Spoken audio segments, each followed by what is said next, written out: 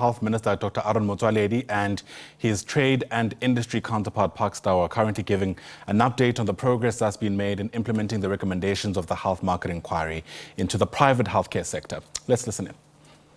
Schemes decided to pay whatever amount they considered appropriate. That means under these different tariffs, one by doctors, one by medical schemes, the medical schemes decided, look, I'm going to pay whatever I believe is appropriate. Now the problem with that is that patients were left to pay the difference between the reimbursed amount and the price charged. This was last published in 2003. At the same time, the Hospital Association of South Africa, HASA, that represents private hospitals, received permission from the competition authorities to publish a benchmark guide for fees for medical services. In 2004, the Competition Commission found that there was a collusion in the way in which prices were agreed upon and passed a ruling prohibiting any collective negotiation of prices. It's not on my speech what I'm going to say, but I think it's worth explaining why the Competition Commission acted in this manner. The medical schemes did not have experience in this negotiating table which Minister Dow has outlined. They didn't have the experience, so they sent the medical scheme administrators to negotiate on their behalf, because after all, they are administering them. You are aware that medical schemes have got administrators. Some of them, like the powerful medical schemes like Discovery, they've got their own Discovery administrators. The others, their Discovery is Med Scheme, etc., etc. Now, they are the ones who are sitting at the table. I'll tell you what the problem is with that. Medical schemes are not supposed to be profit-making entities. The profit is made by their administrators, not the medical aid. Now, if you say the administrator must go and negotiate for you, the administrators are paid per volume and per tariff. If the volume is R1 million and the administrators are paid 10%, 10% of R1 million and 10% of 2 million are different entities. So if I'm an administrator, I'll move it to 2 million. After all, I'm the negotiator. So what will happen is you'll just phone the doctors and tell them, look, set your tariffs at this level. When we negotiate, we'll accept them. That's what the Competition Commission picked up. That the negotiation was agreed even before they sat around the table, that, look, go and set your tariffs this way. Me, I'll just accept, because they know that when they accept. So it was a perverse incentive. And so the Competition Commission came in and said, oh, this can't go on any longer. So the Commission was of the view that fee guidelines, including the scale of benefits used by the Board of Healthcare Funders, which replaced REMS.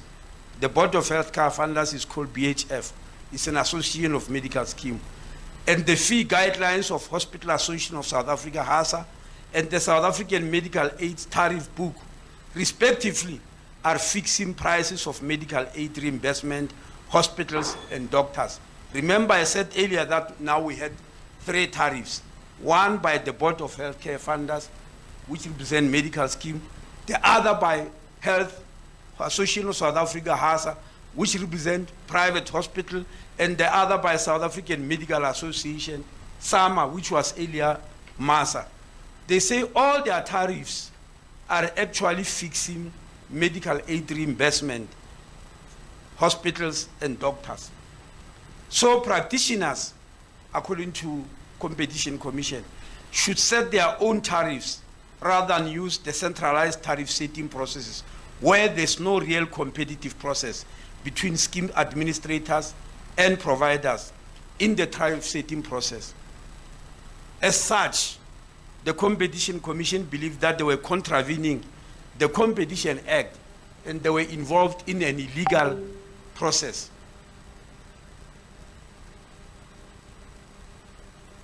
The Competition Commission then avers that the effect of the guidelines is that the practitioners who are competitors and therefore are firms under the Act do not compete on price for their services. To the extent that they do, they use the guideline as a basis. This amounts to indirectly fixing a price, the Commission explained. The consequences of the ruling of the Competition Commission required that medical schemes and patients should negotiate tariffs with individual doctors and other healthcare providers.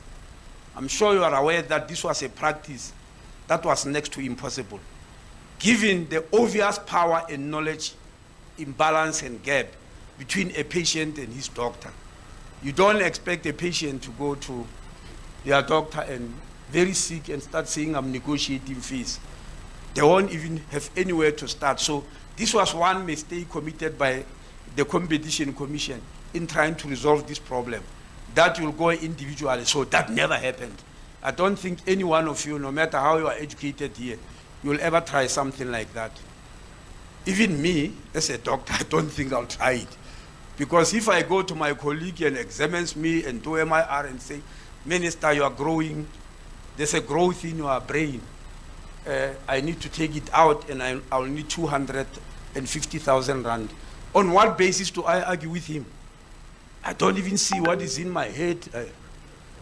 How do I start saying, no, but doctor, you can't. It's simply not possible. Unfortunately, patients were given an impossible task because of these complexities. So this left a deep lacuna in tariff setting. That means after the Competition Commission made the ruling that there must be personal negotiations, which never happened, there was clearly a lacuna in the setting. To address the lacuna, in 2004, the National Health Reference Price List, which is called NHRPL, based on an agreed list of services and standardized coding environment, was established based on the Board of Healthcare Funders Tariff Guide, which was adjusted for Consumer Price Index. Medical schemes could use the NHRPL to calculate their own reimbursement levels based on the membership and affordability, usually a percentage of the NHRPL tariff.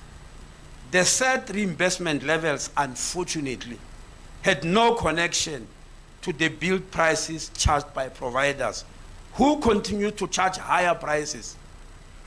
This resulted in members being billed for the balance between the NHRPL stroke reimbursement level and the billed prices. In the absence of penalties for exiting this NHRPL, the health provider groups were in a position of market power and faced no incentives to cap their fees. In December 2006, the National Department of Health published regulations relating to the process of determining the reference price list for comment in terms of section 90 subsection 1 subsection U and V of the National Health Act. And in July 2007, the minister promulgated these regulations. This was an attempt all the time to regulate the prices. Based on these regulations, the Director General of Health in 2008 invited for submissions from all stakeholders contemplated in section 90, subsection 1, subsection V of the National Health Act 2003.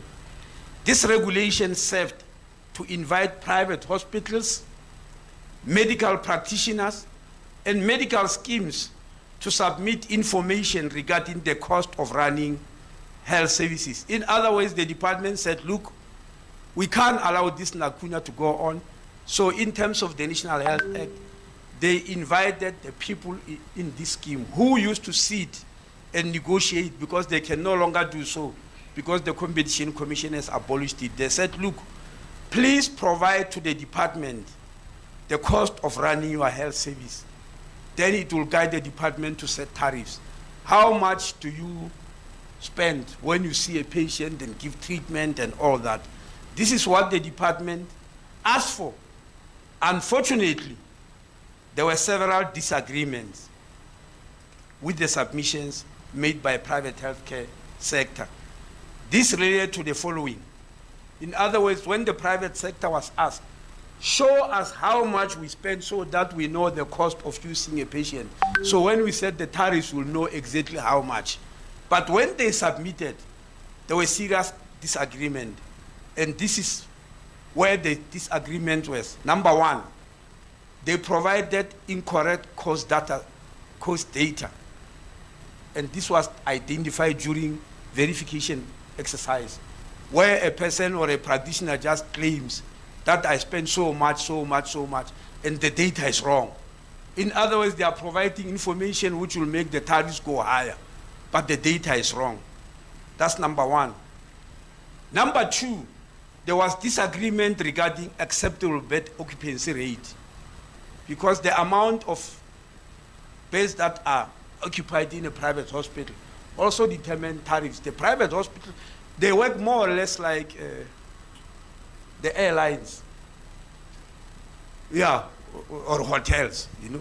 If you are in an airline and many seats are empty, the airline is going to run at their loss. So what they don't tend to do, if the bed occupancy rate is low, the patients who are there are going to pay more to cover for the beds that are not occupied. So if you stay alone in a ward in a private hospital, you must know you are paying for all the other beds. These are there without, nobody will tell you that. They'll just tell you your disease was very serious, so you're going to pay this, but basically you are paying for the other patients who are not there, who didn't come. So that was a second disagreement with the department. The third one was disagreement regarding property valuation, the replacement value. The healthcare provider, especially private hospital, they insisted that when they charge a patient, they must take into consideration the price of putting up the hospital. It must be paid for by the patient. In other words, if I build a huge hospital that cost me 20 million rand, patients will have to pay for that when I start seeing them.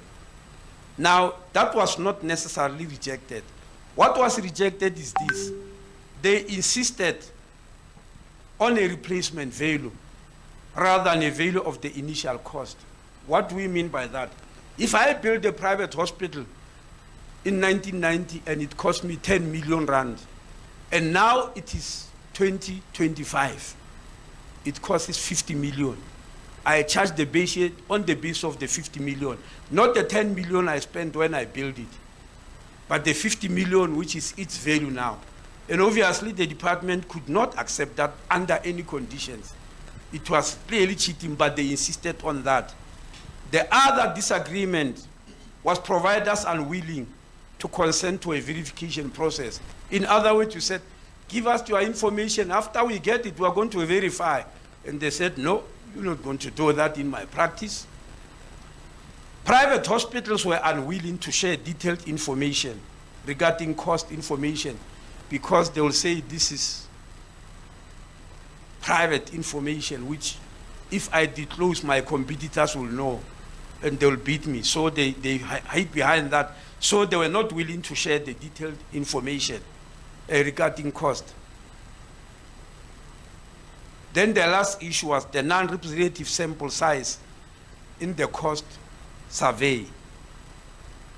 Now, these were the problems that the government was faced with at that present moment. So the information could not help. Now, because the government was insisting on going on with verification processes, etc., HASA, SAMA, and other who were against the reference price list in 2009 went to court. The North Gauteng Division of the High Court, on the 28th of July 2010, ruled that the underlying regulations set up by the department for determining the reference price list were found to be invalid due to the absence of consultation between the Minister of Health and the National Health Council. Maybe I need to explain this. We have got a structure in the statute called National Health Council. This is where the minister, the 9 MECs meet quite regularly. It happens in every department, and they call it a MINMEC. MINMECs are generally a coordinating structure, but in health, they are not. They are a statutory structure. And the reason being that unlike all the other departments, in health, it's not only the minister and the 9 MECs which meet. There is also the Surgeon General of the South African Military Health Services, because they provide health care, even though to the army, but sometimes to the army and their relatives. So they do provide health care. But some clinics, especially in metros, as you know, are run by municipalities. So SALGA has got a seat. So it's 4 entities, all levels of government, including South African Military Health Service, they sit. That structure is called NHC, National Health Council. So the judge ruled that these proposed tariffs the minister was setting, they did not go through that council, so they were regarded as invalid. In other words, the case against the state in setting regulated tariffs was won on the basis of procedural technicality, but not on the substance or merit of it. The judge was not saying it's wrong for the government to do what it's doing. It said, but the procedure in terms of law. All right, that's the Health Minister there in Dr. Aaron Motsoaledi giving us feedback on how government is responding to the recommendations of the Competition Commission's inquiry looking into competitive practices within the healthcare sector or the lack thereof. We'll continue listening into how government is responding to this, given the time that has passed since those recommendations were actually tabled.